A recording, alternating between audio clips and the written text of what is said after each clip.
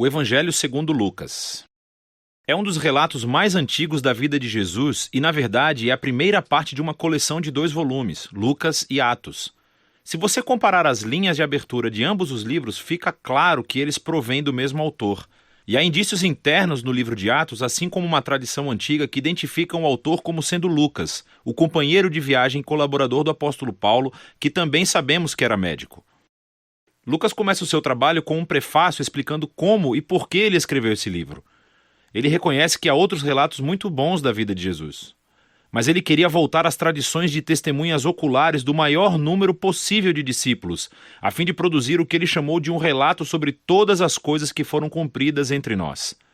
Essa palavra, cumpridas, nos mostra por que Lucas escreveu esse relato. Para ele, a história de Jesus não é apenas uma história antiga. Ele quer mostrar como essa história é o cumprimento da longa história de aliança entre Deus e Israel. E, além disso, a história de aliança entre Deus e o mundo inteiro. O conceito do livro é bastante claro. Há uma longa introdução que funciona como base para as histórias de João Batista e de Jesus. E nos capítulos 3 a 9, Lucas pinta um retrato robusto de Jesus e a sua missão na região natal da Galileia. Depois disso, uma grande parte do livro descreve a longa jornada de Jesus até Jerusalém. O que leva ao clímax da história, que é a última semana de Jesus em Jerusalém, levando a sua morte e ressurreição, e que então nos leva até o livro de Atos. Neste vídeo, vamos nos concentrar apenas na primeira parte do Evangelho de Lucas. A introdução é longa e conta as histórias em paralelo do nascimento de João Batista e Jesus. Há um casal idoso de sacerdotes, Zacarias e Isabel, uma jovem solteira, Maria e José. Ambos recebem uma improvável promessa divina de que terão um filho. E ambas as promessas são cumpridas quando João e Jesus nascem. E ambos os pais cantam poemas de celebração. Essas canções de poesia ecoam textos do Antigo Testamento, salmos e profetas, mostrando como essas crianças cumprirão as promessas antigas de Deus. Mas esses poemas também descrevem o papel de cada criança na história que irá se desenvolver.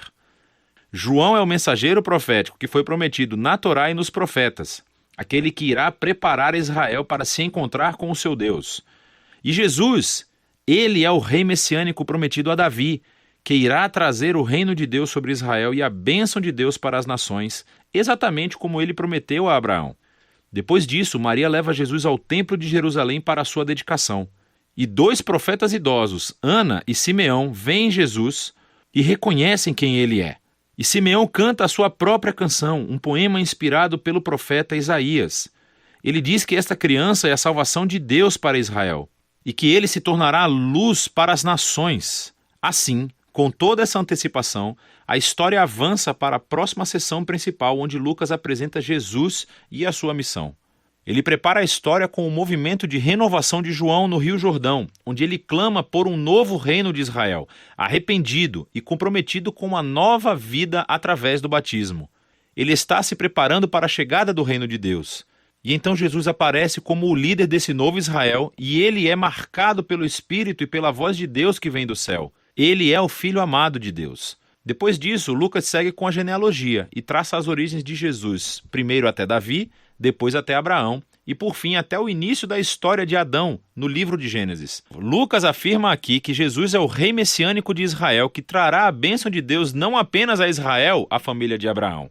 Ele veio para todos os filhos de Adão, para toda a humanidade. Depois disso, Lucas estrategicamente relata a história de Jesus seguindo rumo à sua cidade natal, Nazaré, onde ele inicia a sua missão pública. Em uma reunião na sinagoga, Jesus se levanta e lê do livro de Isaías dizendo: "O Espírito do Senhor está sobre mim, para pregar boas novas aos pobres e liberdade para os prisioneiros, nova visão para os cegos e libertação aos oprimidos." Agora, assim como os outros evangelhos afirmam, esse Jesus apresentado é o rei messiânico que traz as boas novas do reino de Deus. Mas o que Lucas destaca de uma maneira única são as implicações sociais da missão de Jesus. Então ele traz liberdade, cuja palavra grega é aphesis. Literalmente significa libertação e se refere à antiga prática judaica do ano do jubileu, descrita em Levítico 25. É quando todos os escravos israelitas foram libertados, quando as dívidas das pessoas foram canceladas, quando a terra vendida foi devolvida às famílias. É tudo uma reencenação simbólica da justiça e da misericórdia libertadora de Deus.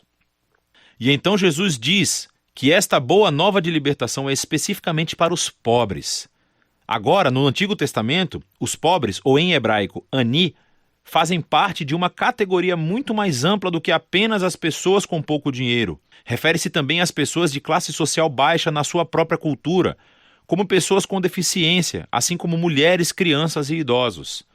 Também pode incluir pessoas forasteiras, como pessoas de outros grupos étnicos ou pessoas cujas más decisões de vida colocaram-nas fora de círculos religiosos aceitáveis. E Jesus diz que o reino de Deus é especialmente uma boa nova para essas pessoas. Então, depois disso, Lucas imediatamente coloca diante de nós um bloco grande de histórias, mostrando-nos como é a boa nova de Jesus para os pobres.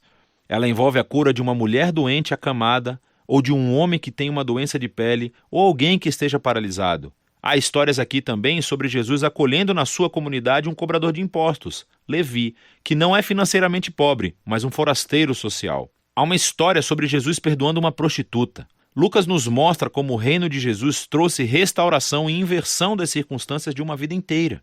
Ele aumenta o círculo de pessoas que são convidadas a descobrir o poder de cura do reino de Deus. E como a missão de Jesus atrai muitos seguidores, ele faz algo ainda mais provocativo. Ele forma essas pessoas em um novo Israel, nomeando sobre eles os 12 discípulos como líderes correspondentes às 12 tribos de Israel. E então Jesus ensina seu manifesto de um reino invertido, ou como Lucas o chama, o sermão dado na planície. Ele diz que o amor de Deus pelo forasteiro e pelo pobre significa que o seu reino traz uma inversão em todos os nossos sistemas de valores. Ele está aqui para formar um novo povo alternativo de Deus que responderá ao convite de Jesus praticando uma generosidade radical de serviço aos pobres. Pessoas que vão liderar através do serviço de uma vida de paz e perdão. Pessoas que têm uma devoção sincera, profunda, mas que rejeitam a hipocrisia religiosa. A visão radical de Jesus reivindica a autoridade divina. Ela começa a gerar resistência e controvérsia, especialmente entre os líderes religiosos de Israel. A maneira como ele alcança as pessoas questionáveis é uma ameaça às tradições religiosas e ao senso de estabilidade social. E então eles começam a acusar Jesus de blasfêmia contra Deus, de ser um bêbado e de se misturar com os pecadores. E assim essa ascensão culmina em uma nova revelação da missão de Jesus aos seus discípulos. Ele diz que sim, ele é o rei messiânico e que ele afirmará seu reinado sobre Israel, morrendo em Jerusalém, tornando-se o rei servo sofredor de Isaías 53, que morre pelos pecados de Israel. E então essa ideia chocante é explorada na próxima história, quando Jesus sobe a uma montanha com 3 de seus discípulos e de repente é transformado diante deles. Eles estão envolvidos nesta nuvem da presença de Deus que anuncia: este é o meu filho escolhido. E Moisés e Elias também estão lá, os outros 2 profetas que encontraram a presença e a voz de Deus em uma montanha.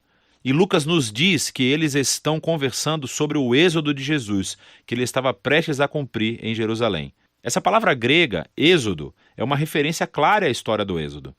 Lucas retrata Jesus aqui como um novo Moisés, que levará seu recém-formado Israel à liberdade e à libertação da tirania do pecado e do mal em todas as suas formas, pessoal, espiritual e social. E isso nos leva para a segunda metade do livro. Mas, por enquanto, essa é a primeira metade do Evangelho de Lucas.